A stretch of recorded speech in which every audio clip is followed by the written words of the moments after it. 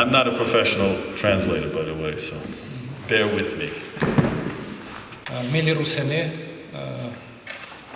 чествованное общество. Dear Rusins and honored group, honored people. Я думаю, що ви можете представити, що це робить у моїй душі. Perhaps I don't think you, or perhaps you can't imagine what I feel inside. Коли ще був дітваком, то я жив у селі. When I was still a child, I was living in a village, Пас корови під Полониною. pasturing cows up in the mountain pastures. І знав, що десь в Америці є один великий варож. And I knew that in America somewhere there was a big city, Може, 500 000, maybe perhaps 500,000 of inhabitants, котрий має много заводів, фабрик. that has a lot of factories and mills. І тот варож не є Нью-Йорк, Вашингтон, And that city was neither New York nor Washington, а не Пітсбург, but not even Pittsburgh, а то є один великий варож, котрий се називає Homestead. but this was a big city called Homestead. 100 років тому мій дідо, Because 100 years ago, my grandfather, той ходив по Homestead, he was walking the streets of Homestead, and, пив палинку, може ходив до руського клуба. and he was walking the streets of Homestead and was drinking where as he should be, perhaps going to some Rusin clubs. Був членом собрання, He was a member of the Sojedinenie, the Greek Catholic Union. а коли се вертав домів, привіз цілий куфер книжок із Homestead. And when he returned home, he brought a whole suitcase of books published in Homestead, Pennsylvania. Takže от тих 9-10 років я все йшов на піт. And during 9-10 years, I always used to go up in the roof, under the roof, На сіно, where there was straw, отворити тот куфер and I would open this suitcase, і читати тут книжки з and I would Homestead. read these books published in І Homestead. я мав представлення, що то є один великий варош. And so I got the idea of reading all these books that this must be a gigantic city, Може на цілий світ самий великий. and maybe it's the most biggest city in the world. Я також знав, що коло нього ще один варош є Макспорт. And then I also heard about some other town from these books called McKeesport, another city, major city. І з часом я порозумів, що є Пітсбург, And only after that he understood that there was also Pittsburgh. а Homestead – це лише часть. And then only later he found out that Homestead is really only a kind of suburb of, or nearby Pittsburgh. А мушу I повісти, have to be politically correct here because I looked at the map and I realized that it's not a suburb. So if we have any Homestead patriots here, I'm trying my best. я ся родив вже по Другій світовій війні, коли вже була тоталітарна система. I was born already after World War II when Soviet totalitarianism existed under the Soviet І rule. дуже мало старалися вдома говорити за Америку. And of course, the effort was made at home not to talk about the United До States. кінця туся лишила рідня в Америці. Я думаю, в Homestead. Родина. But nonetheless, still we had family here in Homestead. Але письма, котрі приходили із Америки, з пошти принесли, вони вже були отворені. And so even though we had family here, so we would get from time to time letters, but all the letters arrived opened. Але і так у моїй голові такий обстає з того часу красний образ. But nonetheless, still remains in my mind from those times a very positive view, positive image. За Америку мого діда. Америка мого діда. That the America of my grandfather. І я за це написав книжку, як так і I always називається. wanted to write a book about him and his America. Дідо справив доброї такої, якби все був добрий образчик для нас у родині. And it so happens that this grandfather, my grandfather, who was in America, by his personality and by his role, always had a very positive image for all of us in our family. Він був чоловіком дисциплінованим. He was a very disciplined person. Тотально знав робити від рана до ночі. He had no problems working from earliest morning to late at night. Добре знав робити з грошима, He knew how to deal with money, з банками, with banks, робити позички в банк, knew how to make loans, інвестувати то в землю. knew how to invest money in land, І купив 56 гектарів землі. and bought 56 hectares of land. І то була проблема, бо коли прийшли руські в 44-му році, And of course that was a problem because when the Russians, or more вони precisely, звідали, the а чия то Soviets земля. came, when the Soviets came in 45-46, the first question was, so whose land is this? А він казав, що то моя земля, And he said, this is my land. я можу доказати, бо я маю And, папір'я з yeah, and I can банка. prove that it's my land because I have all these deeds and papers. Ну, а коли він указав до папір'я, там вийшло, живеться як 20 гектарів землі. And the very papers obviously showed that he had more than 20 hectares of land. А руські, як прийшли, подля них, а ми мусили жити подля їх законів, ведеться як 20 гектарів землі, то значить, що ти є кулак. And so since we are now in the Soviet Union, we had to live under their laws, and anyone who had more than 20 hectares of land was classified as a kulak, which is just a second here. There's a kind of footnote identification for those who don't know what a kulak is. A kulak is a very vague term. Someone who's strong, mighty, it's like a fist, right? Kula. But it's a vague term used by the Soviet regime to define and discredit wealthy peasants. Peasants who, knew how to work. And, but these were kind of mini capitalists. Now they come to Transcarpathia after the war, and so his grandfather's defined as a kulak, and hence he's bad. А дідо на той час вже був, коли прийшли руські, староста села. And when the Soviets arrived, my grandfather happened to be the mayor of the village. Котра мала свої маленькі фабрики, And the village even had its own little factories, культурний туристичний центр, cultural centers, tourist centers, 3-4 готелі. 3 to 4 hotels, little tourist hotels.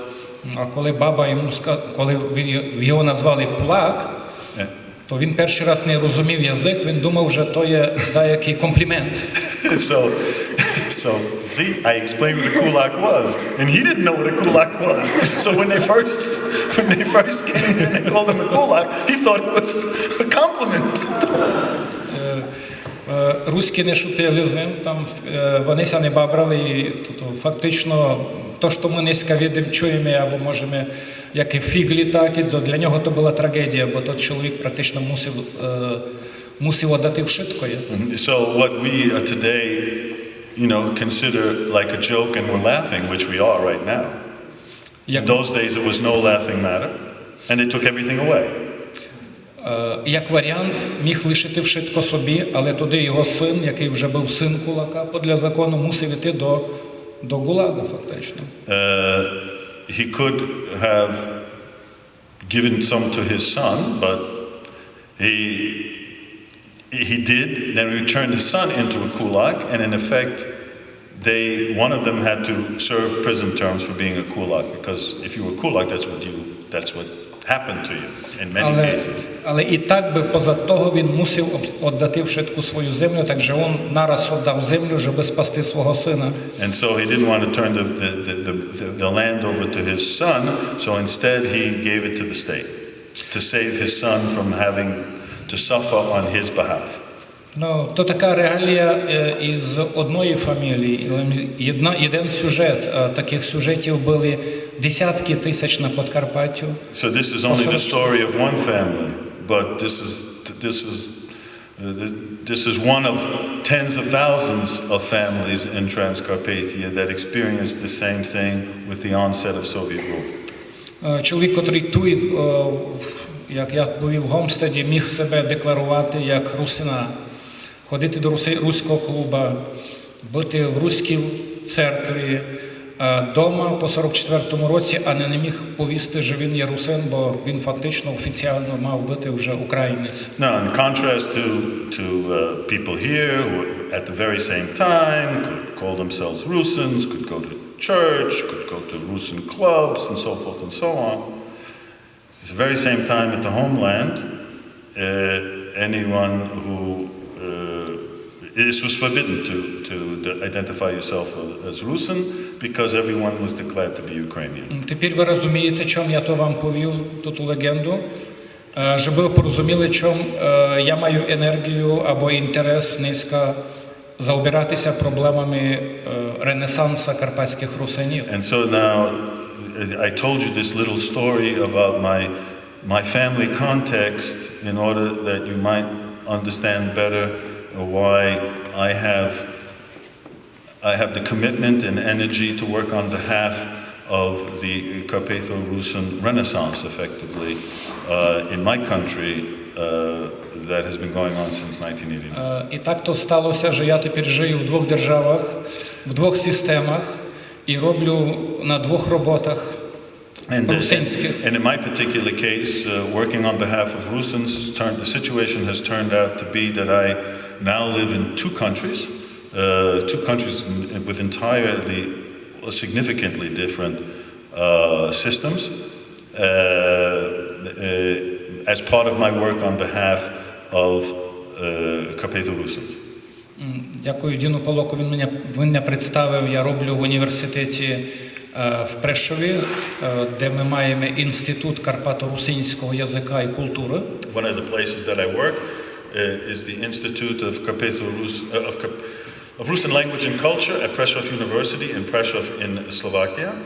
Де студенти можуть так, як в цілому світі, записатися в університет і за 5 років достати магістра з русинської спеціальності.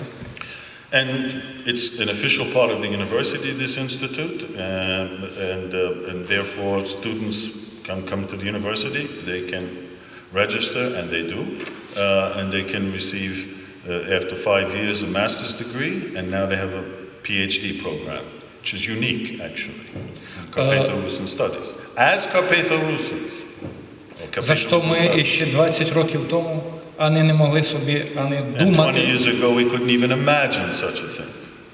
То значить, що є гроші, штат, словацька держава виділяє гроші на то. And in this particular case, this is an example of what I mentioned before, of a state where Carpatho-Rusins are formally recognized, in this case Slovakia, because all of this is possible, since this is part of the educational system in which money comes from the state of Slovakia to support these. Відкритий перший уже відкрита докторантура. And as I said, not only the 4-year, 5-year undergraduate program, but now they have a PhD program. На роби в Україні я маю відношення до русинських школ, які є недільні школи. On the other hand, with regard to Ukraine, I have been active, or I have relations with what we call Rusin elementary schools or the Sunday school program. То мимо того, що я є директором видавательства, котре люди назвали, я не знаю, хто то перший був, але назвали, що то є перше русинське видавательство. Так що ми тільки маємо таку марку. And besides all of that, I am a owner of the Valery Padyak Publishing House, which some people have identified as the first Carpatho-Rusin publishing house in Ukraine. І тепер, коли я живу і роблю в двох системах, я бачу, які проблеми є в одній в системі і в другій, в одній державі і в другій. And now that I'm working in both of these countries, actually, in which the educational system, the social systems are different, I can see the positive and negative features of each of them. В Словакії десь сама комуніта, де общество досить слабо реагує, воно вже має такі ознаки асиміляції, асиміловане общество. In Slovakia, when we're talking about the Carpatho-Rusin community, for the most part, it's not that strong, not that committed. in which there remains a high level of assimilation. Громада деколи не може ся організувати настільки, щоб вихоснувати ті права, котрі дає низька Європейська Унія. To such a degree that the Russian community in Slovakia, because of its passive nature, is not even able to take a sufficient advantage of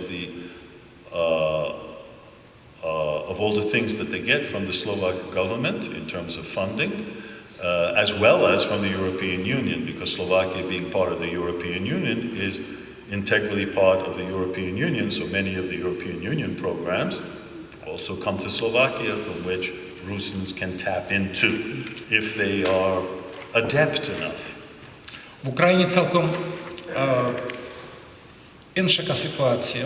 In Ukraine, on the other hand, we have an entirely different situation. Народ не екзистує. The people don't exist, so to speak, at a national level.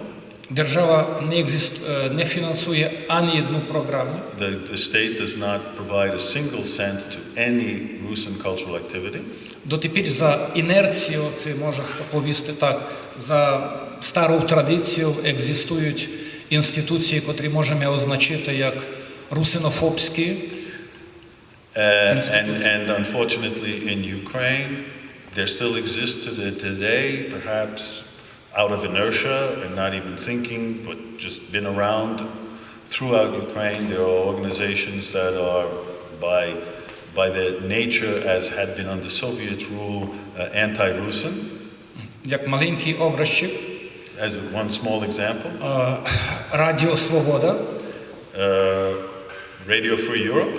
Яке фінансує до кінця з американського... Which in fact is financed by the US government. Його редакція, українська редакція. That is the Ukrainian program on Radio Free Europe. Раз на місяць, на 2 тижні, все дасть деякий матеріал. Once a week, once a month or every 2 weeks a month, they provide information, program information. Русини сепаратисти. That all Russians are separatists. Русини рука Москви. All Russians are an arm of Moscow. А ведь русини як народ, котрий не екзистує. Or Russians are any case of people that don't exist. Of course, if they don't exist, I can be doing all these things, but that's a different question. То лише один маленький такий образчик. That's just one small example. Ясно діло, ми можемо говорити за десятки, це тисячі таких фактів. We can give various kinds of, we can give numerous such examples. І смішно, що коли низько йдуть великі політичні трансформації в Україні. And it's kind of strange or ironic that at the present time when there's all kinds of changes going on in Ukraine. Ми надіємося, що щось змінить. And we would hope that some kind of changes, that these kinds of changes would bring до русинів. To bring to Russians, right? Може, ми можемо говорити, що ми маємо одного з найліпших президентів порівняти з тими першими президентами. We can say today that in Ukraine we have one of the better presidents or best presidents that we've had since the beginning. Ми маємо систему, яка декларує, що вона хоче дещо змінити. We have under the new government, it speaks openly and declares openly that it does want to change Ukraine. І ми навіть бачимо, що деякі чиновники, як міністри, міністерства, а ведь дещо пробують говорити за русинів. And as a result of this desire, we can in fact see that from time to time, amongst various levels, a little bit of an effort to speak about Russians or as an issue that needs to be dealt with. В Україні русини ще мусять робити много і досить сильно тепер, щоб у тих трансформаціях не стратитися.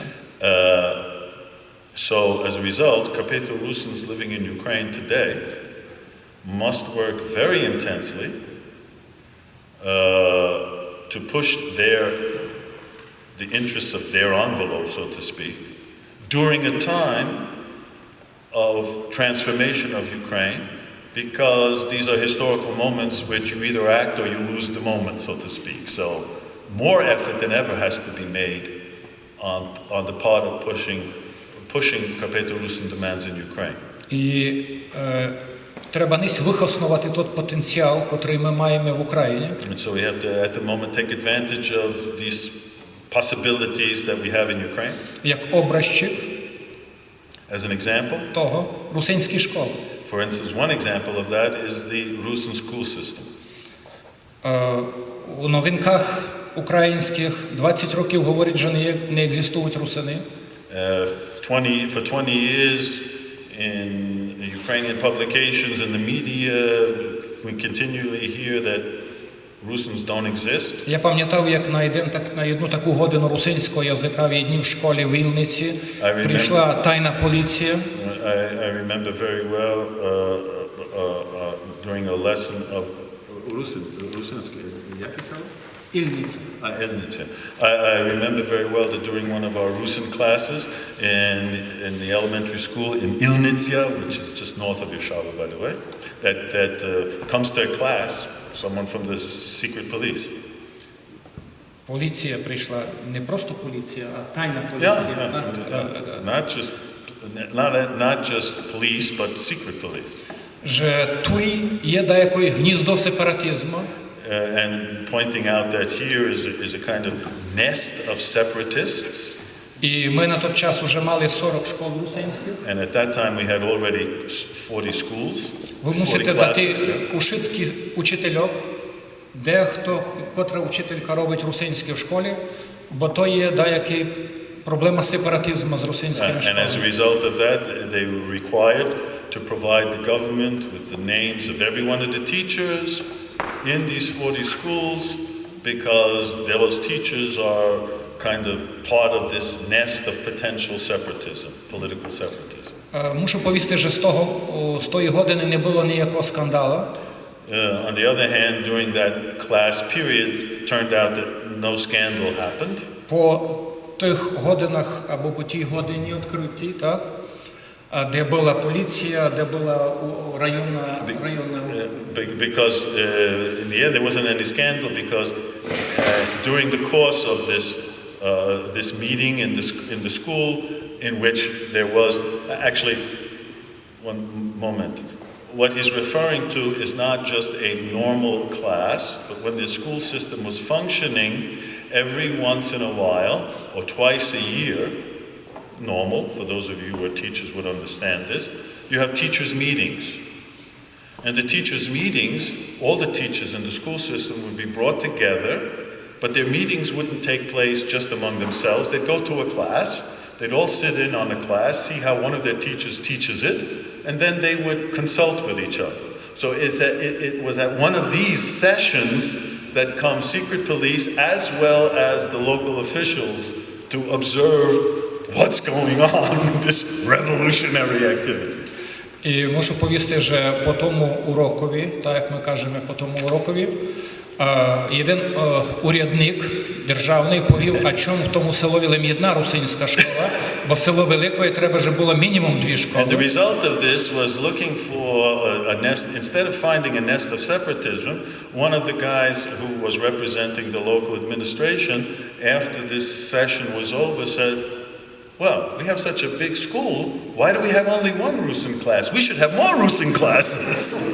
І то є добрий образчик, як треба робити в державі, де є проблеми із визнанням And національної. this is a good example of what should be done in countries or states where a people is not recognized.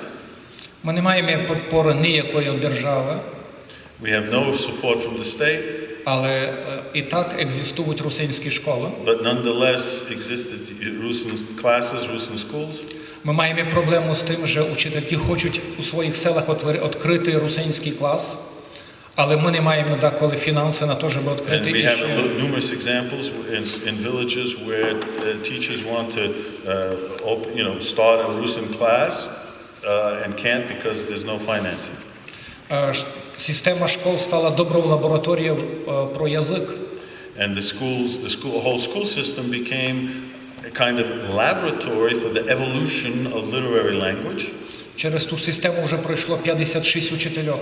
And already in the system we had 56? Айно. 56. Айно. Учителю. Yeah, that is as many as 56 teachers have already have had experience in the school system. Кожний рік ми випускаємо 100, може 120 дітей. Every year we had about 120 young kids finishing the program. Ми маємо свої проблеми, їх, може, та важна проблема, що минулий рік фактично ми стратили свого мецената. We, of course, do have difficult problems, and the most important was Stephen last year we lost our major donor, Stephen Cheppa, lost not in the sense of having passed on, but rather lost that it was no longer possible for him because of his own financial problems to continue support. Але вчителі повіли, що вони будуть робити пробоно публіку. But the teacher said, nonetheless, so then they'll do it pro bono. То значить, що задаремно. Pro bono, for free. І фактично я знаю, що якби була добра ситуація в державі, в Україні, And I know that if the situation in Ukraine would be more positively inclined, ми маємо 115 тисяч русинських дітей. we have 115,000, 115 тисяч, 115,000 Rusin elementary school kids in Transcarpathia, that are of elementary school age. І ми готові утворити 600 русинських школ. And we could easily open 600 Rusin schools. Ми надіємося, що ті трансформації, котрі йдуть десь в Україні, то And we are hoping that the political transformations that are underway in Ukraine today, можуть як змінити ту ситуацію. that somehow might be able to change the situation, Система едукації буде на декілька етапів. because the educational system in Ukraine will be transformed in various stages. Наші русинські школи мали бися трансформувати у класи штатних державних школ. So that our Rusin language schools should be transformed into classes in the state school system, become part of the state school program. Які в державній школі низько учиться 600 дітей, приміром. So, for instance, in the state schools, if there are 600 students, 600 kids, Ми маємо великі села. in such one of these biggest villages that do exist in Transcarpathia, Ну, деякі приблизно як Гомстейдко. something like Homestead, right? Але в тих школах ми тримаємо русинські класи, деколи учиться 20 дітей. But in a large school like this, up until now, it had only one Rusin class that would address or have maybe 20 students. І та трансформація би дозволила, щоб в кожному селі не 20-40 дітей моглися вчити по-русинськи, а ціла державна школа. Yeah, and so if in the transformations, as part of the transformations that are going on in Ukraine, if we are able to attain a situation in which the Rusin language could be recognized and become part of the educational system, state educational system, then instead of having 20 kids out of 600 studying Rusin, all 600 of them, that would be, because it would be an integral part of the school program, the school curriculum. Дальший етап, як сказав професор Магочі, то є система університетської освіти. And then the other one that I had mentioned earlier is the situation at the university level. Це досить важний момент. Very important situation. Yes. Ми маємо на Подкарпаттю етап ренесансу. Since in Transcarpathia or Subcarpathia we're at the level of a renaissance. Люди, котрі мають молоді люди, котрі мають 17-20 років, досить активно ся інтересують проблемами русинства. Kids that are 17, 18 years old, there are many who are very interested in the Rusin question and the Rusin matters. І досить важно низька ту енергію. It's very important to take advantage of that energy or interest. Систематизувати або привести до якої русло для тих європейських стандартів. And in order to take advantage of this interest and put it in the context of educational systems that are at European levels. У Словакії для того ми вже фактично розробили цілу систему вищої освіти про карпатських русинів. As an example, in Slovakia, after several years, have a complete developed system of higher education, Carpatho-Rusin higher education, at all degrees, all levels, programs, curricula, publications, etc. Як професор Магочі тепер сказав, і публікації в тому числі, то значить наші студенти вже мають історію русинської літератури, морфологію, синтаксис, історію карпато-русинського театру, то значить вони можуть всілякі многі дисципліни вчити, маючи на руках вже публікації.